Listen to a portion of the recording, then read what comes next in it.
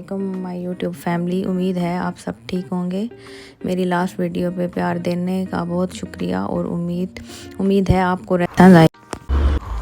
आज मैं आपके लिए बहुत ही मज़ेदार भिंडी की रेसिपी लेके आई हूँ जो आप ज़रूर ट्राई कीजिएगा। बहुत ही मज़े की बनती है, लंच टाइम में बनाएं, बहुत ही मज़े की बनती है।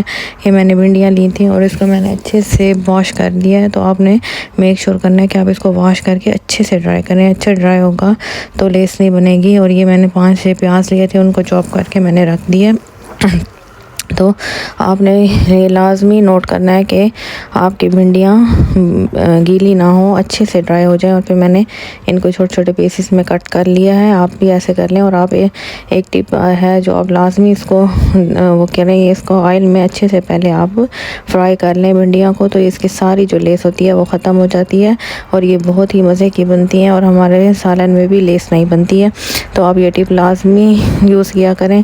तो ये बहुत ही फ़ायदेमंद टिप्स होती हैं, तो आप ज़रूर इस्तेमाल किया करें। और मेरी वीडियो को एंड तक देखा करें, लाइक शेयर और सब्सक्राइब भी किया करें। अगर आप मुझे मोटिवेट करेंगे तो मैं आपके लिए अच्छी सी अच्छी रोज़ रेसिपीज़ लेकर आया करूँगी और शायद आप मुझसे कुछ सीख सकें। और ये देख लें, मैं अच्छे से अब इसको फ्राई कर लिया और ये देखें कलर भी चेंज कर गई हैं हमारी भिंडियाँ और बहुत ही अच्छे से फ्राई हो गई हैं।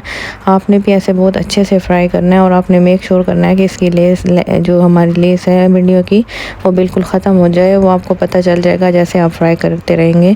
तो ये मैंने एक जाली में निकाल लिया इनको। इसमें निकालेंगे तो अच्छे से ऑयल भी जो एक्स्ट्रा ऑयल होगा निकल जाएगा। तो आपने इस तरह से लाजमी करना है। और फिर मैंने एक पैन लिया, उसमें ऑयल डाल दिया था, उसको अच्छे से गर्म होने दिया था। अब उसके अंदर मैंने प्याज ऐड कर दिए जो मैंने चॉप करके रखे थे। अब मैं ऑयल के साथ प्याज को अच्छे से भूनूंगी, लेकिन बिल्कुल ब्राउन नहीं करना है आपने, बस थोड़ा थोड़ा भूनते रहना है अच्छे से। जब आप अच्छे से भून लेंगे तो उसके बाद हम बाकी चीज़ें ऐड करेंगे। तो आप ये देख लें, इसको आपने ब्राउन नहीं करना, जस्ट उसको सौते करना है आपने। तो मैं इसको अच्छे से ये देख लें, ऑयल के साथ मैंने प्याज को सौते कर लिया है। तो ये आपने अब इसके बाद स्पाइसेस ऐड करनी है, जिसमें 1 टेबलस्पून मैंने नमक ऐड किया है, 1 टेबलस्पून ही मैंने इसमें रेड चिली पाउडर ऐड किया है और हाफ़ टेबलस्पून मैं इसमें हल्दी का ऐड करूँगी। बाकी स्पाइसेस आप अपने अकॉर्डिंग भी इस्तेमाल कर सकते हैं कि आप ज़्यादा स्पाइसी यूज़ करते हैं या कम स्पाइसेस करते हैं। ये मैंने हाफ़ टेबलस्पून इसमें कश्मीरी रेड चिली पाउडर का भी ऐड किया है।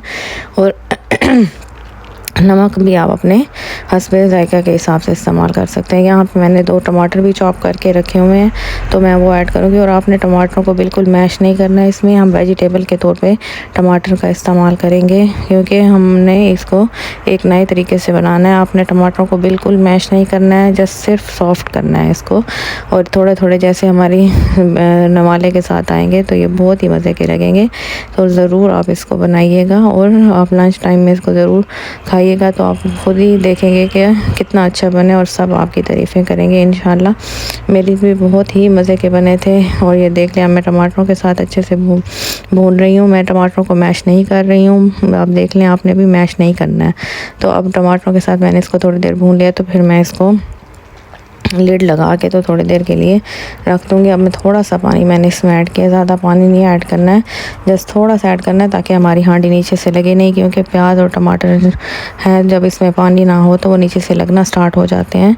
तो थोड़ा सा पानी ऐड करके तो आप इसको ढक्कन लगा के थोड़ी देर के लिए रख दें ताकि हमारे जो टमाटर हैं जस्ट सॉफ्ट हो जाए, मैश ना हो। ये आप मेक श्योर कीजिएगा, मैं आपको बार बार बता रही हूँ। तो मैं इसको थोड़ी देर लिड लगा के रख दूँगी।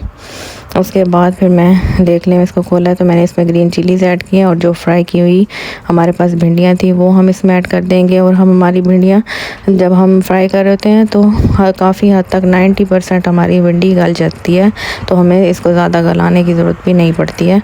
तो ये हमारी झटपट 10 से 15 मिनट में रेसिपी बन के तैयार हो जाती है। जब आप देखें कि आपके पास बहुत टाइम कम है तो आप इसको ज़रूर बनाएं। ये देख लें, मैं इसको अच्छे से मिक्स कर लूँगी। इसको ज़्यादा आपने नहीं वो करना, क्योंकि हमारी फ्राई करते वक्त अच्छे से ये हमारी गल जाती हैं। अब ये देख लें, ऑयल ऊपर आ चुका है हमारा। इसको हमने अच्छे से बस भूना है प्याज़ों के साथ और टमाटर के साथ। और अब यहाँ पे मैं इसको गार्निश कर लूँगी धनिया और ग्रीन चिलीज़ के साथ। तो आप लाजमी मेरी वीडियो को एंड तक देखा करें, अपने दोस्तों और रिश्तेदारों के साथ भी शेयर किया करें, मुझे मोटिवेट किया करें और मुझे अपनी दुआओं में भी याद रखा करें।